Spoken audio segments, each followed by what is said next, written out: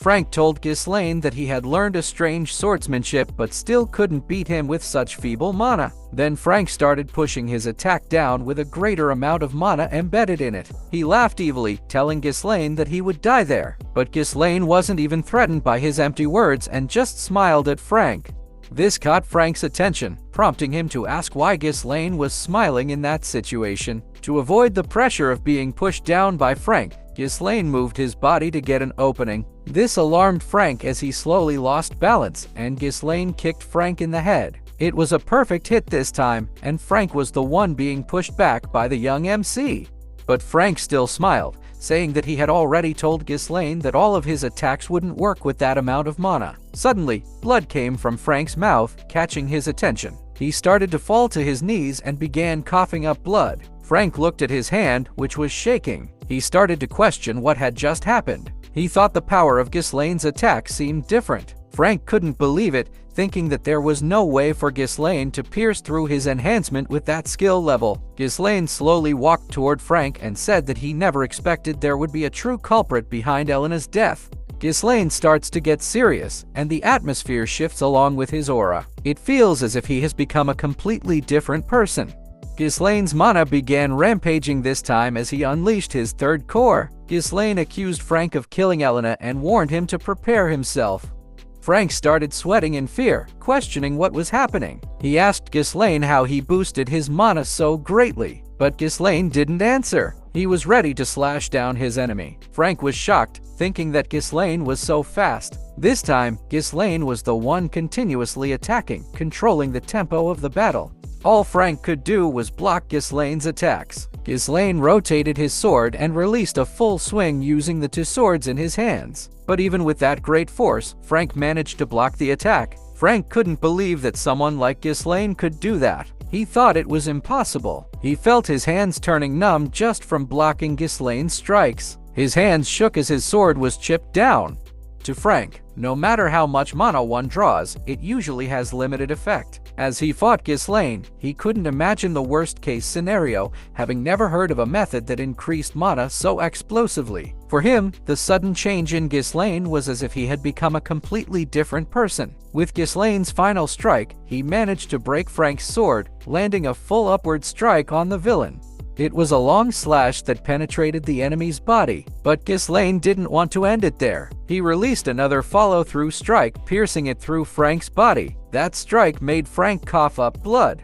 The MC was merciless, using his arm to push Frank against the wall, immobilizing him. As he grabbed Frank, Ghislain reminded him they needed to finish their previous conversation. While slowly pushing the sword, Ghislain asked Frank who had requested the attack on his younger sister, but Frank had a hidden dagger in his hand. While groaning in pain, he thought he wouldn't go down so easily. Frank planned to target Elena, who was unconscious, hoping to take the young lady of Perdium with him before he died. He swung his hand to throw the dagger at her, but he began to question what happened when strings made of mana suddenly appeared, restraining his hands. No matter what he tried, he couldn't move his hands.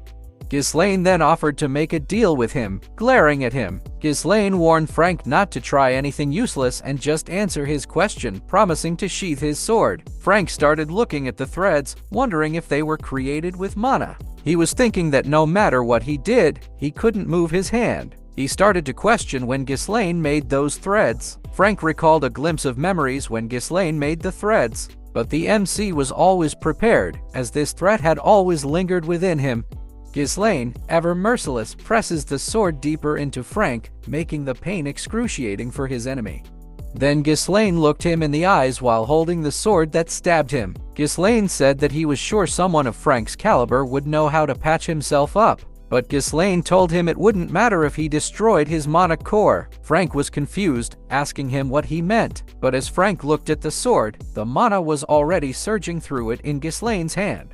Frank began shouting as he noticed something different in his body. Ghislain's mana was starting to affect him. His mana core began to break down, and he felt his mana scattering. Frank shouted at Ghislain, asking if he was out of his mind. Frank warned that one wrong move and the backflow of mana could cause an explosion and blow the whole area away. He asked if Ghislain was planning to self-destruct, but Ghislain's face remained unfazed. Ghislain said that would only happen to someone unskilled, assuring him he could manage it. Seeing Ghislain's serious expression, Frank started sweating, realizing Ghislain wasn't bluffing. Looking into Ghislain's eyes, Frank realized one thing, that he was going to die. He saw the Grim Reaper himself in Ghislain's eyes, who was dead set on destroying him. In the end, Frank started to spill everything, shouting that it was Count Desmond who ordered him. Frank shouted more, saying that the Count was the one who requested it. He said that Count Desmond told him he needed a pretext to start a war against the Perdium and Degard families. Ghislain questioned if it was true and thought it must be Count Desmond this time. In Ghislain's previous life, such underground work was left to families allied with the ducal house. Ghislain grew angry, questioning how Duke Delphini dared orchestrate such nonsense behind the scenes. Ghislain asked Frank if that was why he wanted to kill Elena. Frank told Ghislain he was right. With that, Ghislain had already heard what he needed and stabbed Frank deeper. Frank, coughing up blood, asked Ghislain what he was doing, saying this was different from what he had promised earlier. Ghislain asked him what was wrong with what he was doing, telling Frank that he must have killed plenty in his time, yet he was now scared to death when it was his turn. Then Frank started laughing and bumped his forehead against Ghislain's. Frank told Ghislain that nothing would change even if he killed him, claiming he'd already finished the work with the Degard. He asked Ghislain if he thought people would listen to a punk like him, adding that Perdium would perish due to the war. But Ghislain didn't want to hear his nonsense anymore and pushed his face away. Ghislain grabbed his face and told Frank there was something he wanted to say. Ghislain told Frank that he was reborn after dying, so things would be different this time. Frank shouted as Ghislain slowly broke his mana core. In that moment, fireworks started to rise, exploding into a beautiful display for the people celebrating the festival. But beneath the festival lights lay the exploded remains of Frank, with Ghislain just standing there. He stood silently, looking at the remains of the traitorous guards and the dead assassin who had tried to kill his sister. Ghislain was panting, exhausted, as if he were someone who had only recently trained yet faced formidable enemies, escort knights and a skilled assassin sent to kill his sister. But when he looked at Elena, he was rendered speechless. His younger sister was sleeping so soundly that saliva was even beginning to drip from her mouth. This man, tired of war and craving peace, tossed his bloodied sword away. He looked up and inhaled deeply. It was the end of a disaster he had managed to prevent, but there was still one final task left to complete. But suddenly, he felt something different within his body and began coughing up blood after the battle. He drops to his knees, the backlash from the battle taking a toll on his not yet fully trained body. Wiping the blood from his mouth, he begins to think deeply. He cursed, saying that exploding 3 cores wasn't an issue back when he was the Mercenary King. He promised himself that he wouldn't fall like that. Then he looked at an abandoned warehouse, sensing that something from his past life was hidden there, something that could trigger a war. Then he kicked open the door to a random warehouse. And there, lying on the ground, was a dead body. Ghislain was thinking that in his previous life, they found another body besides Elena's at this place. Ghislain thought that he must be related to Degard, because according to what Frank said earlier, the dead body was actually the son of Degard. Ghislain started covering the dead body. He thought that it seemed he was killed along with his escort knight, and he began to question if this was how they silenced them and framed them as Elena's killers. Ghislain knew that the moment this was revealed, the war would start. He pulled out a firecracker from his pocket, planning to erase all evidence. He burned the whole warehouse and carried Elena on his back. He was determined not to let things happen as those people intended. But while Ghislain was walking away from that area, a scout was watching him, and in just a few moments, that person suddenly blinked away. The man in the robe who had been watching Ghislain returned and started reporting to some high-ranking nobles. He said that what happened was a complete failure. The nobles reported that they had sent a guard knight as well as Frank, their best asset. One noble shouted, scolding the scout, asking how they couldn't even take care of one girl. Another noble asked if they had let their guard down because they thought it would be easy work. The scout started sweating because of those words from the noble. He explained that it all happened because of interference from Ghislain Perdium. The nobles began muttering, questioning if he meant Ghislain, the useless bastard of the north. Another noble said he was sure everyone knew Ghislain was a useless piece of trash. One noble asked if the scout was really using Ghislain as an excuse.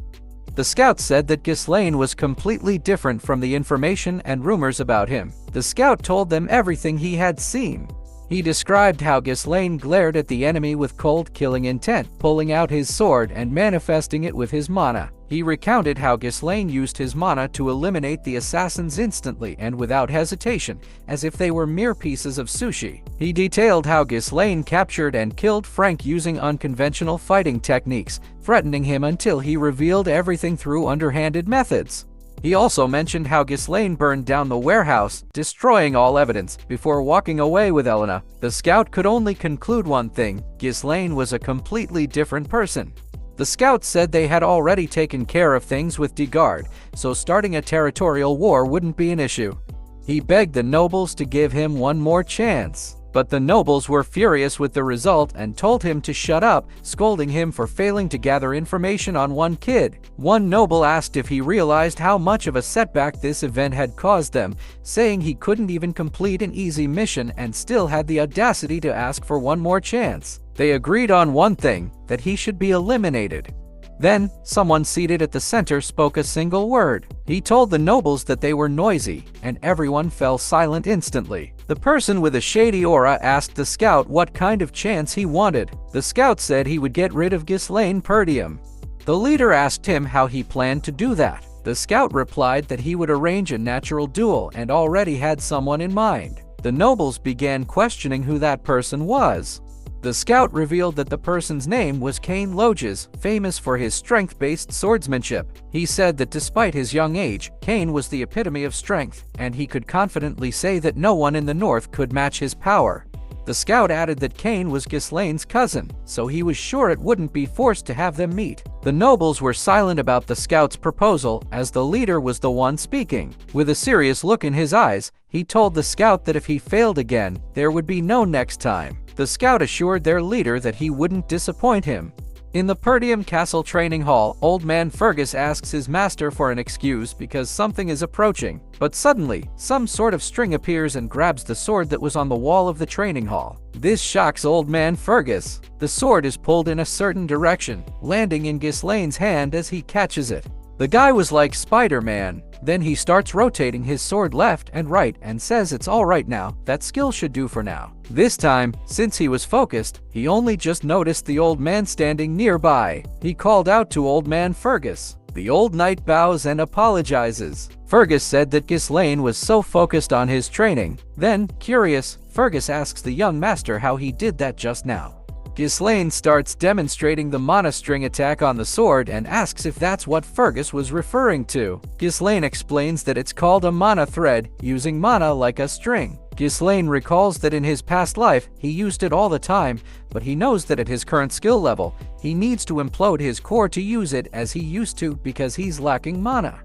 He looks at his hand, thinking that if he only made one thread to use less mana, he could still use it despite having limited mana. Old Man Fergus, who is confused, says that he thought he had trained his mana for a long time but had never seen something like that.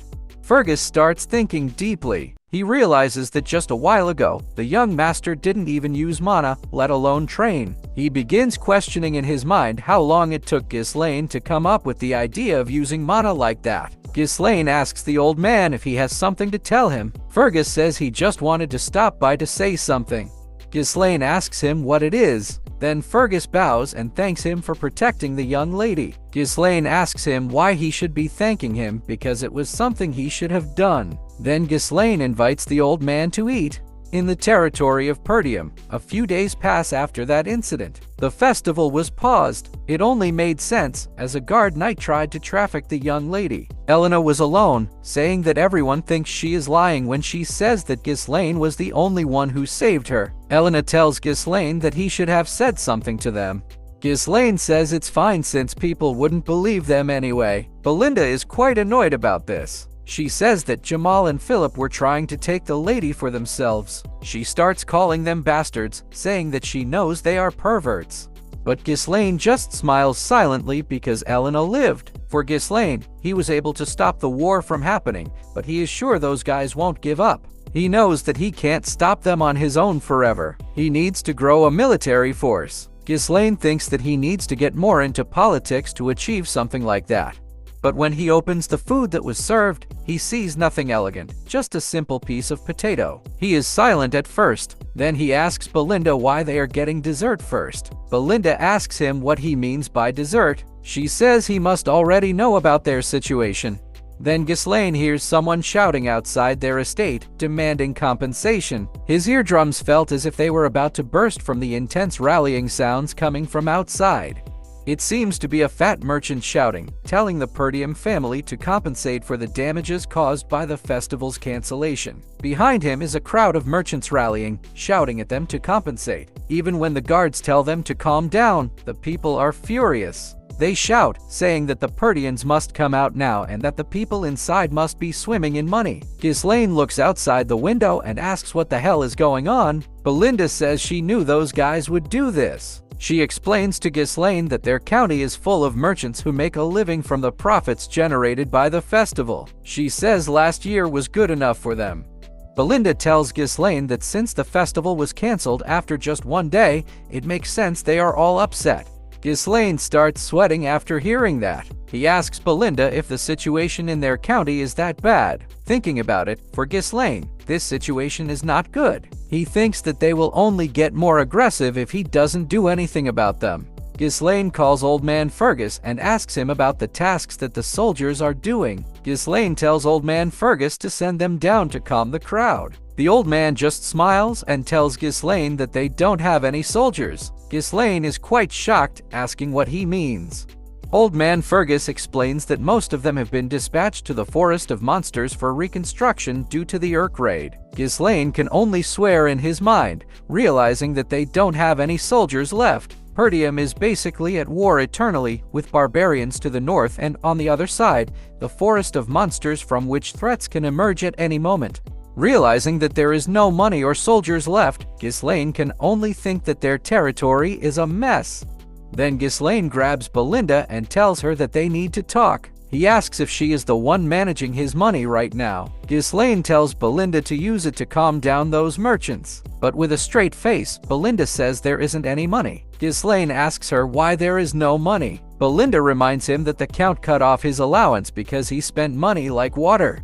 He then starts to question if he doesn't have money at all. At that moment, Ghislain realizes one thing: he is broke right now. Ghislain asks Belinda to lend him some money, but she says she doesn't have any. Ghislain can only look out the window and start swearing. He begins to question what they have right now since they don't have any money or soldiers. For Ghislain, without even a small amount of money, there is nothing he can do, even if he has knowledge of the future. Right now, his plan is that he needs funds first. While someone is running down the hallway, Ghislain is still thinking if there is another way. He starts to question if there is something on the estate that they could sell, but he stops thinking about that when Ricardo appears, shouting and calling him. Ghislain looks at Ricardo, who is panting heavily. He asks Ricardo what it is and why he is in such a hurry. Ricardo tells Ghislain that there is a problem and that the young Master Cain wants to see him. Ghislain, confused, starts asking what he means by Cain.